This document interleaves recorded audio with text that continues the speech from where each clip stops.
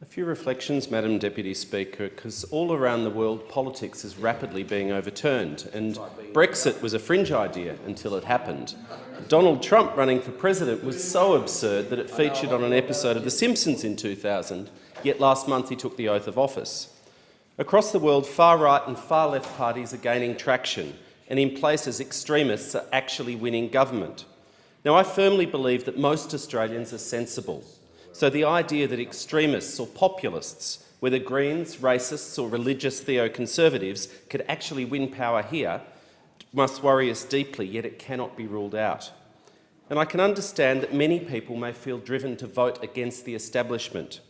More and more people in our community feel that economic security and livelihood is under threat. People are afraid that their children will not have the same opportunities that they have had, and they're angry.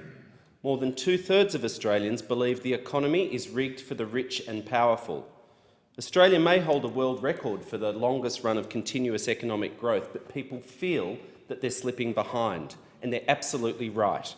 Last month, Oxfam found that the top 1% in Australia now have over 22% of our total wealth. The top 1% own more than the bottom 70%. The two richest Australians own more than the poorest 20%. And over 23 years, income growth for the top 10% was more than for the bottom 50%. And the outrageous data on public companies and multinationals paying no tax in Australia is well known. Inequality is stark, growing and indefensible, and real unfairness is driving real anger. History teaches us that when people get this frustrated, when people feel this strongly that their government isn't working for them, and that their country isn't working for them, then dangerous ideas take root and grow. And if you look around the globe, the possible exception of people like Merkel in Germany, the world is not well served by the calibre of current leaders, quite the opposite. Small-minded, often nasty, introspective pygmies is what we have. And if we don't heed the lessons of last century, if we're not to give away reason and succumb to populism and risk that slide which we've seen before to authoritarianism and fascism, then this is a time that calls for genuine engagement and principled leadership to stand up to what is wrong. And so, a brief word on One Nation. My firm view is that supporters of One Nation are not mainly driven by racism.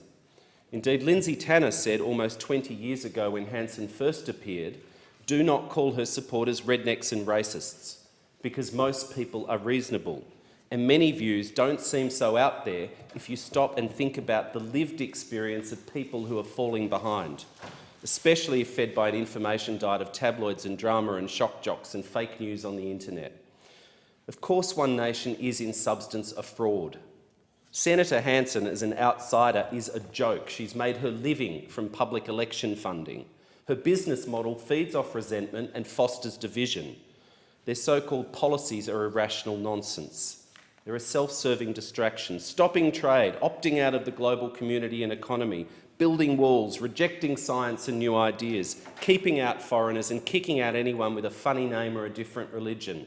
That's not going to create jobs or a fairer society. Now, Madam Deputy Speaker, of course, all populists do feed off real grievances, and the listening and conversation and dialogue can be unpleasant for those in power. But real democracy is messy, and it involves conflicts between people with different perspectives and ideas and values. Now, I agree actually with some of those railing against excessive political correctness when ideas and words and constructs are branded as unacceptable and wrong, because all it does is drive those thoughts and values underground, and censorship causes resentment. I also think that an overemphasis on identity politics, we'll focus on this group or that group and somehow carve the electorate or society up into little groups and assemble a coalition, is wrong. And if it comes at the expense of manifest economic unfairness, it drives people nuts. Now, these conditions should suit the left of politics, but only if we focus firmly on inequality and economic issues and are not afraid to fight for middle-class aspirations and for working people, and the worst thing we can do is business as usual. Now, in talking about inequality, we get accused of inciting a class war by those opposite, yet the real class war is being led by the government in its defence of the very rich and their perks, which has always been the primary purpose of the Liberal Party.